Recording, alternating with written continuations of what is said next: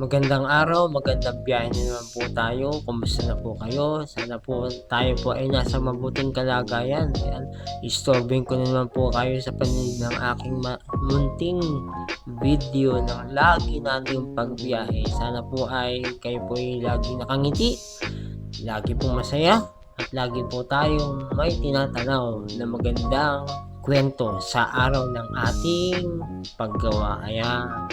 Tayo po'y napabiyahe yata ng konti, medyo maaga-aga po 'to, pero enjoy natin palagi ang ating araw.